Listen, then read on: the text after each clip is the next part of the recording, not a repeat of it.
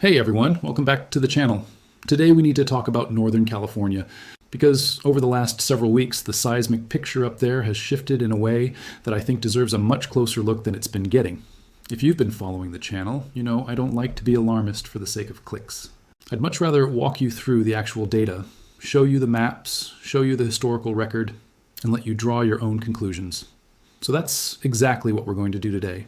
And we're going to look at the recent cluster of earthquakes north of the Bay Area. We're going to zoom out to the fault systems involved. We're going to compare this activity to the historical catalog, and then we're going to talk about what this could mean going forward, without pretending we can predict exactly when or if a bigger rupture happens, because nobody can do that with precision. What we can do is look at patterns, look at stress loading, and make an informed assessment of risk.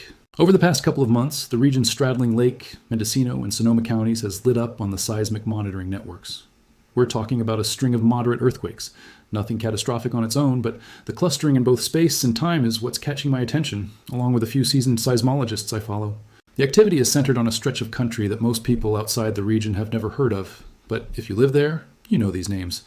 The Macama Fault, the Bartlett Springs Fault, and the Rogers Creek Fault.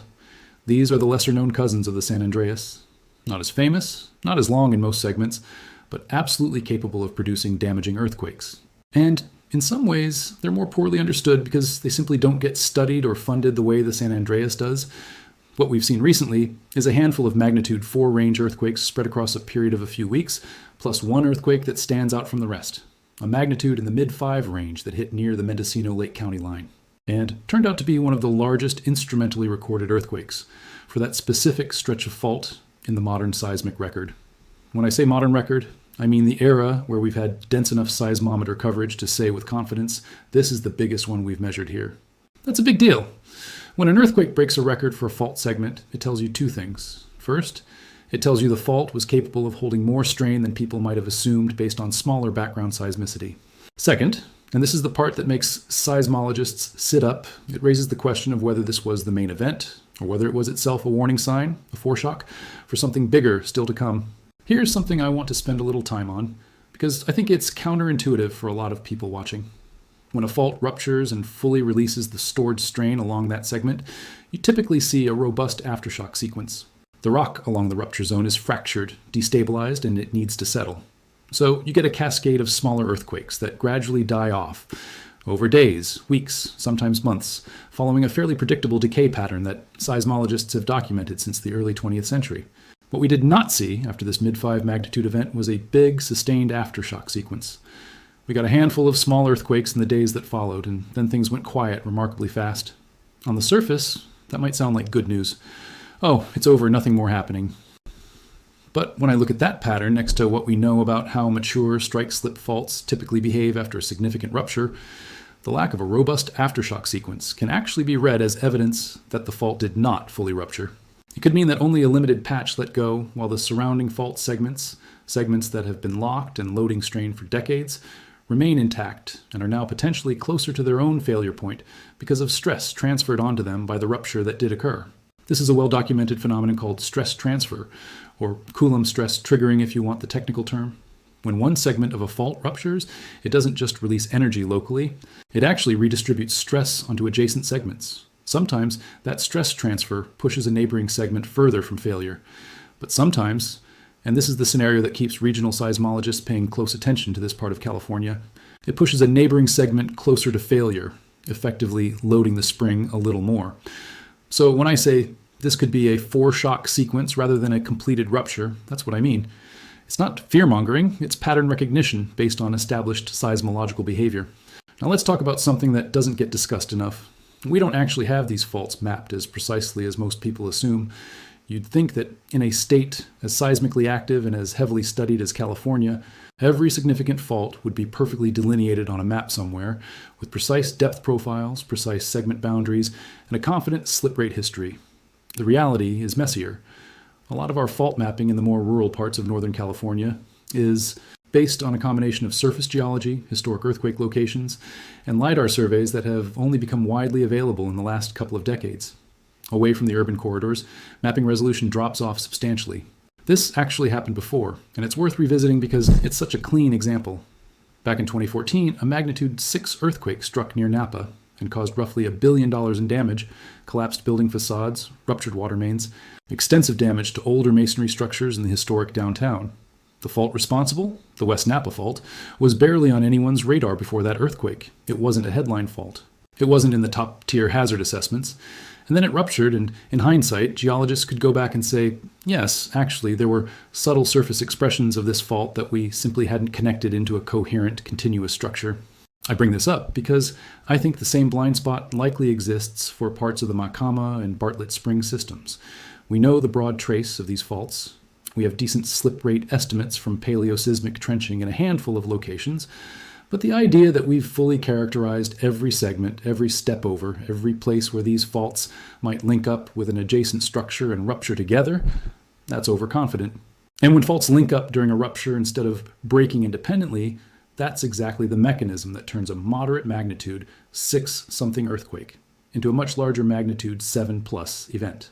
For people who aren't from California, it helps to zoom out and understand where these faults fit into the bigger tectonic picture. The Pacific Plate and the North American Plate are grinding past each other along the West Coast, and the San Andreas Fault gets almost all of the public attention because it's the headline structure, the one in the textbooks, the one in the disaster movies. But the San Andreas doesn't actually accommodate all of the relative plate motion by itself. A meaningful chunk of that motion, different estimates put it anywhere from roughly 1/10 to 1/5 of the total, though the exact partitioning is still debated among researchers, gets distributed onto a network of parallel and subparallel fault systems running through the Coast Ranges and out toward the Sierra Nevada and the Walker Lane Shear Zone to the east. The Macama Fault and the Bartlett Springs Fault are part of that distributed network. Individually, they're shorter and less continuous than the San Andreas, but when you add up their combined length, well over 100 miles each when you trace their full extent and connect the associated splays, they represent a serious amount of stored elastic strain energy. Slip rates on these faults are modest by California standards, generally estimated somewhere in the range of a few millimeters to just under a centimeter per year, depending on which segment and which study you're looking at. That sounds slow, and it is slow on a human timescale, but strike-slip faults don't need fast slip rates to eventually produce large earthquakes. They just need time, and these faults have had plenty of time to load up strain since their last major rupture, in some segments possibly a century or more. Let's talk numbers for a second, because I think the historical seismicity record for this region tells a pretty clear story once you lay it out. If you pull up the earthquake catalog for this stretch of Northern California and filter for anything magnitude 4 and above going back roughly a quarter century, you'll notice something: long stretches with almost nothing, punctuated by short, intense bursts. Some of these specific fault strands have gone 15, 20, in a few cases more than 20 years between magnitude 4+ events, and then suddenly you get 2 or 3 within the same year. That pattern, long quiet intervals followed by short active bursts, is actually consistent with how strain accumulates and releases on a fault that's still relatively early, or mid-cycle, in its earthquake recurrence interval, as opposed to a fault like a hydrothermal or geothermal influenced zone that's chronically active because of fluid movement through fractured rock rather than tectonic loading. The Geysers geothermal field, which sits right at a critical junction where several of these fault systems converge, is a good example of the second kind.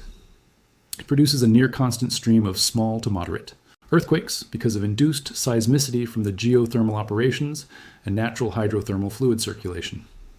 That background hum from the geysers is a separate phenomenon from what's happening on the tectonic fault segments nearby, even though the two systems sit close enough together and are close enough in depth that there's likely some mechanical interaction between them. The point is, when a fault segment that has been historically quiet for 2 decades suddenly produces multiple magnitude 4+ events within a span of weeks, that's statistically unusual, and it's exactly the kind of anomaly that seismologists flag for closer monitoring. Not because it guarantees a big earthquake is imminent, but because it shifts the probability distribution in a way that's worth taking seriously. One more detail from this recent sequence that I think is genuinely fascinating, and it's something that doesn't get nearly enough attention in earthquake coverage: reports coming out of the affected communities describing changes to local water sources. Wells that had been producing modest amounts of water for years suddenly showing increased flow. In at least one case, a spring that residents describe as having been dry for a long stretch of time apparently started flowing again in the days following the largest earthquake in the sequence. This isn't mystical, and it isn't a sign of anything supernatural. It's straightforward rock mechanics. When a fault ruptures, it can open up new fracture pathways or dilate existing ones, changing the permeability structure of the rock at depth. Groundwater that had been trapped behind a low permeability barrier can suddenly find a new pathway to the surface, and confined aquifers can experience pressure changes that show up as altered well production hundreds of feet away, sometimes even multiple miles from the epicenter, depending on the local hydrogeology. Researchers have documented this exact phenomenon after other significant earthquakes around the world, most famously after some of the larger ruptures in Japan and in parts of the Basin and Range Province here in the western U.S. From a hazard communication standpoint, I actually think this is a positive sign for local water security in the affected communities. More water flowing to the surface is generally welcome news in a region that deals with drought stress. But from a geologic standpoint, it's also corroborating physical evidence that this earthquake genuinely altered the subsurface structure of the rock in a meaningful way, which supports the idea that we're looking at real, significant fault movement, and not just a minor, inconsequential blip in the background seismicity. I also want to zoom out even further because I don't think this Northern California sequence exists in a vacuum. This year has been an active one for global seismicity more broadly, and I think that's relevant context.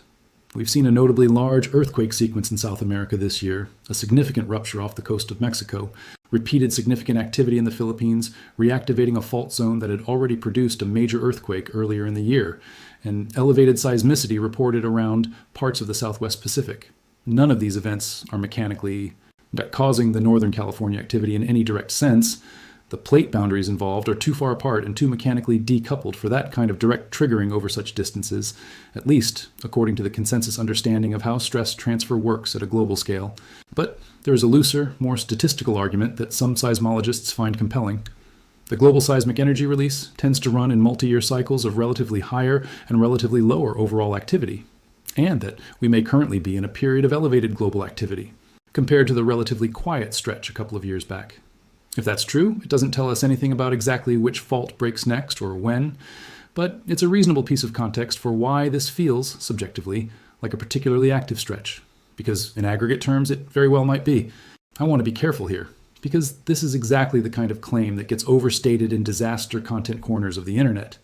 A busy year globally doesn't mean every regional fault is somehow more likely to rupture because of some vague planetary scale mechanism.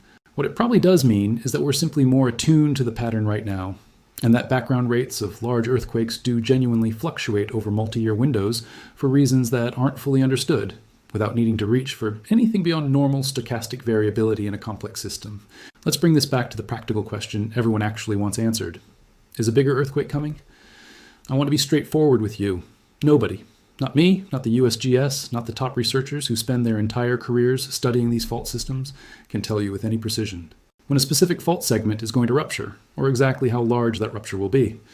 Earthquake prediction, in the sense of there will be a magnitude X earthquake on this fault on this date, simply does not exist as a scientific capability right now, and I'd be doing you a disservice if I pretended otherwise.